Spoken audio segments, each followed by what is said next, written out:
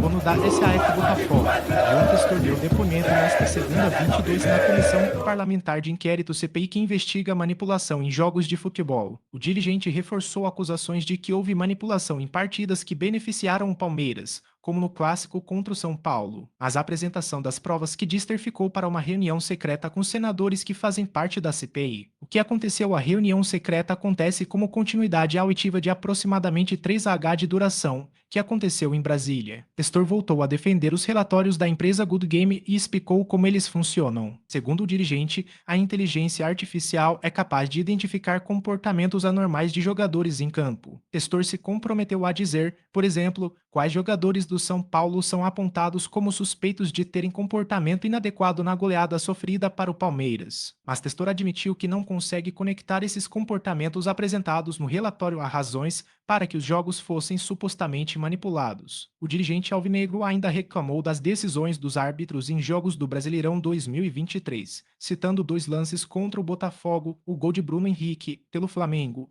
e a expulsão de Adrielson, a virada do Palmeiras por 4-3 no Newton Santos. Ele ainda prometeu que mostrará o áudio de um árbitro que alega ter deixado de ganhar dinheiro com manipulação. A CPI é presidida pelo senador Jorge Cajuru PSDGO e tem Romário PLRJ como relator. Baixinho chegou a perguntar se Testor teria interesse de vender o Botafogo e ouviu que essa era a pergunta mais estúpida. Não venho com evidências de pagamentos em dinheiro ou alguém conectado a uma organização. As evidências que vemos é que os principais jogadores estão fazendo o que podem para ganhar os jogos. Mas as nossas evidências dizem como os jogos são manipulados e não por quê. John Testor, dono da SAF Botafogo, o que mais Testor falou na CPI sobre Palmeiras 5x0 São Paulo, os nomes estão no relatório de nível 3. É uma empresa confiável. Eles identificaram os 5 jogadores que claramente estiveram envolvidos. Eles consideram outros potenciais envolvidos. Não estou aqui para apontar jogador, mas para dizer que aquele jogo foi manipulado com base nas minhas convicções e nas evidências apresentadas. Arbitragem, eu sei o quão difícil é ser árbitro. Tentei ser árbitro e errava impedimento. Eu fiquei perturbado com aquela situação. E aconteceu com o Botafogo, quando o Bruno Henrique fez o gol. Havia uma jogada de impedimento e o gol foi permitido. Isso foi um momento perturbador.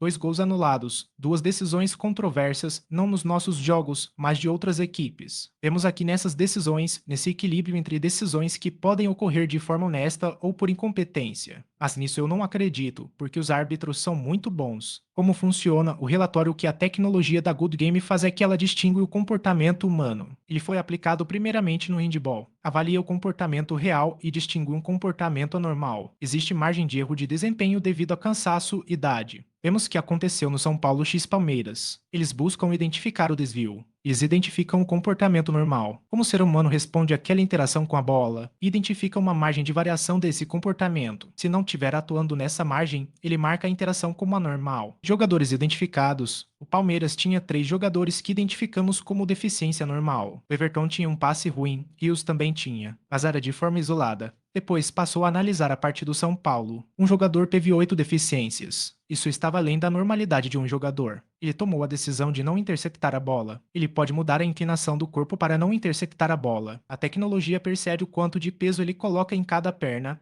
como se move. A imagem do computador permite perceber e avaliar de forma mais precisa. O que o jogador decide é não interceptar a jogada. Quando vemos o que ocorreu naquele jogo, ele estava com mais de 8 desvios acima do esperado naquele jogo. 5 em particular tiveram 5, 6 ou 8 deficiências em jogadas de gol. Eu não estou dizendo que esses jogadores manipularam o jogo. Eu vejo que esse jogo foi manipulado pelo comportamento, pelo envolvimento. Envolvimento dos clubes, eu acredito que o Palmeiras foi beneficiado em 2022 e 2023. Mas eu nunca acusei o Palmeiras ou São Paulo, como equipe, de serem responsáveis por isso. Eu não sei o motivo pelo qual os jogadores se comportaram daquele jeito naquele dia.